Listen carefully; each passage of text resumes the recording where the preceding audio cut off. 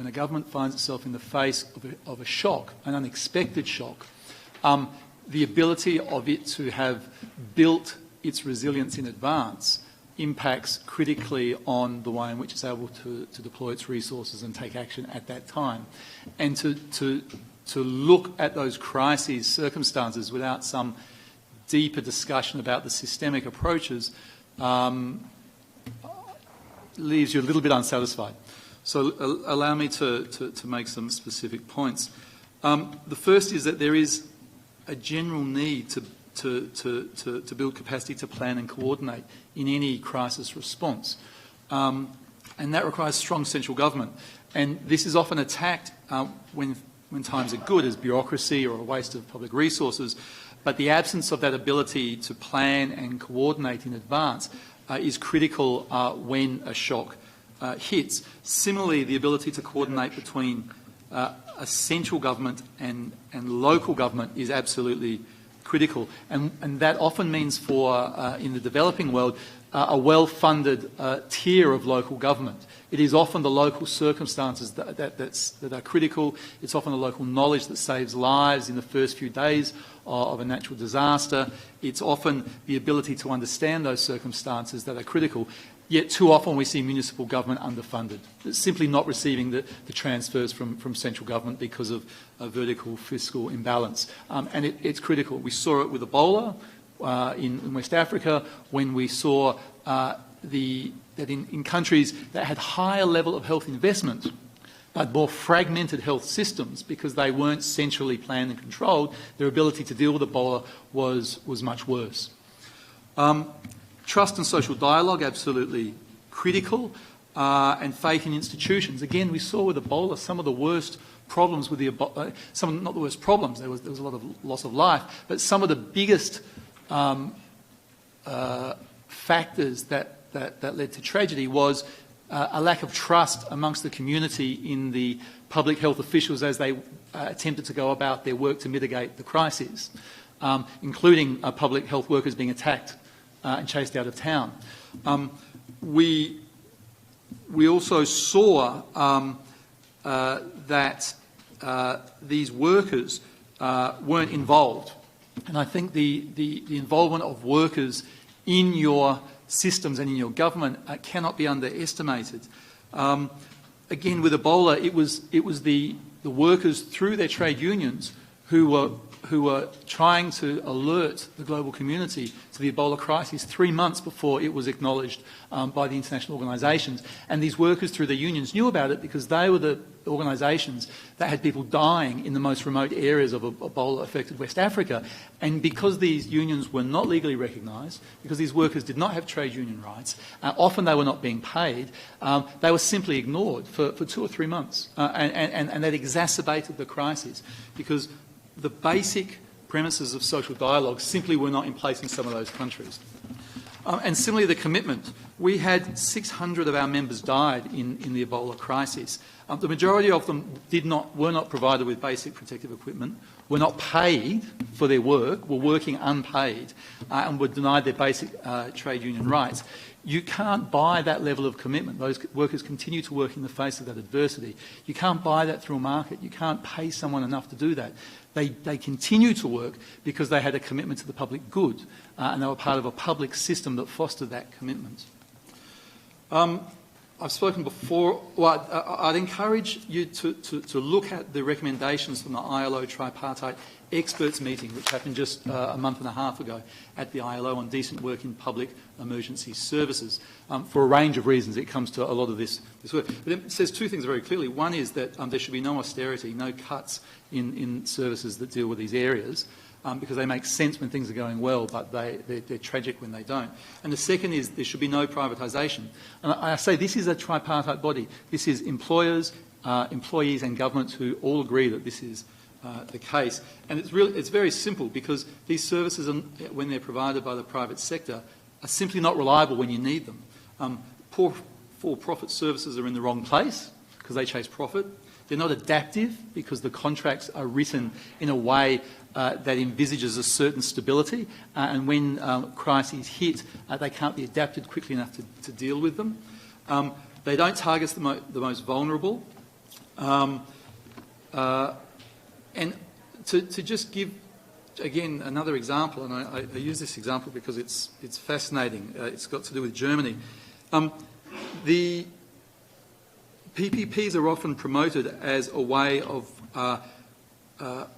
compensating for a lack of government capacity, as if you don't need government capacity to run a public-private partnership, as if a private sector company is not going to take advantage of a lack of capacity in a government in running a public-private partnership and extract maximum value out of that lack of capacity. So in Germany, the public-private partnership for the new airport was abandoned.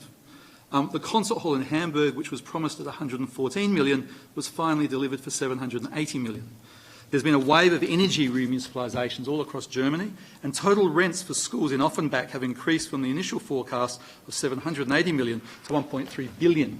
Now, when some of the most rich and developed countries in the world, and I quote Germany on purpose, it has a reputation for strong, capable, efficient and rational government, can't manage and oversee their PPPs in the public interest, what hope do the countries have when they're being encouraged to be involved in PPPs because they lack public capacity?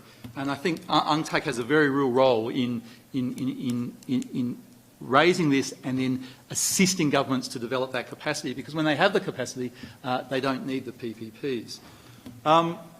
Financial shocks, I echo Stefano's views about the issues around trade. Trade encourages specialisation. I mean, the theory of trade says that you reap the economic benefits because countries can specialise and then they trade and then they reap the benefit of that transaction. But if you're encouraging a system where there's increased specialisation, you're moving away from the idea of a diversification in your economy. I think that needs to be acknowledged and understood.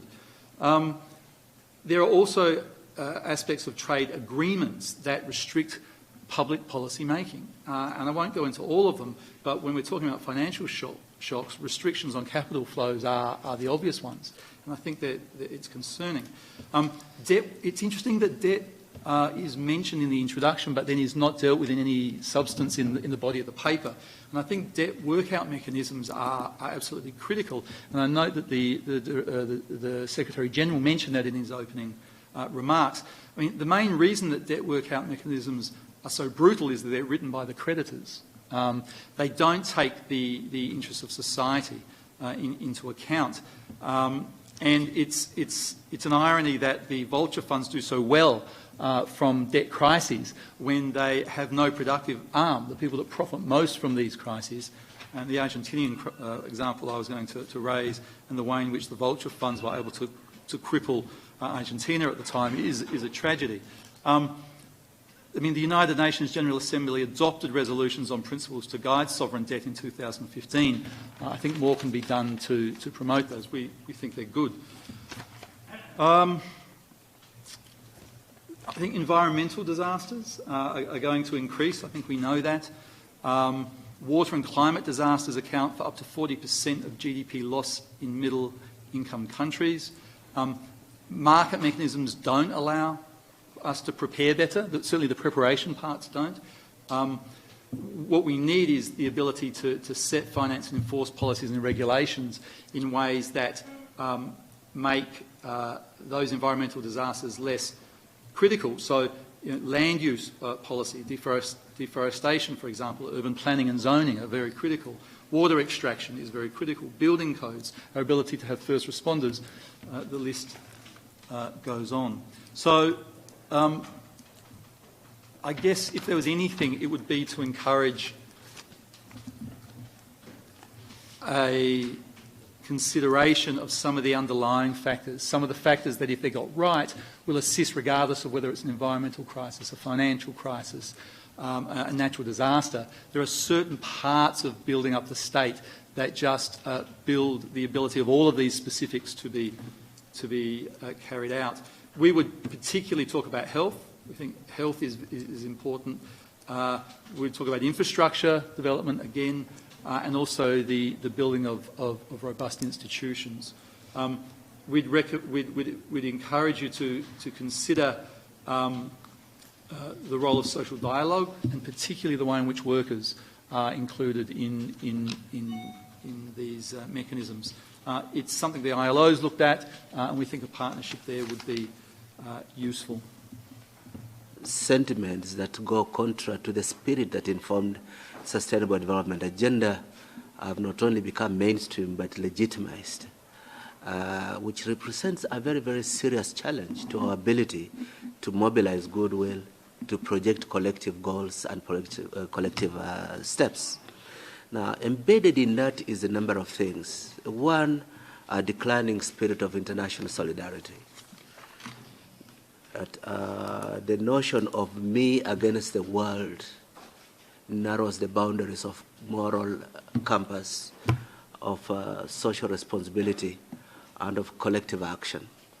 I think we should start systematically building a constituency globally. And this can only be driven by civil society that says resource hemorrhage through mispricing, misinvoicing, and a declaration of the value of what is extracted, and other underhand exercises are a major threat to the utilization of national resources in vulnerable economies at a time when we need much more contribution from domestic resources to reduce the gap in funding SDG agenda.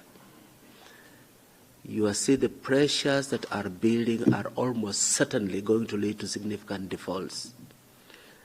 And this happens at a time when our best efforts to mobilize international goodwill for a rules-based debt workout mechanism have not found any sufficient traction to be turned into practice. Our principles for responsible borrowing and sovereign borrowing and lending receive lip service, but we are not walking through with other players globally in making this the foundation of a viable, dignified resolution to debt stresses that are almost certainly inevitable coming our way.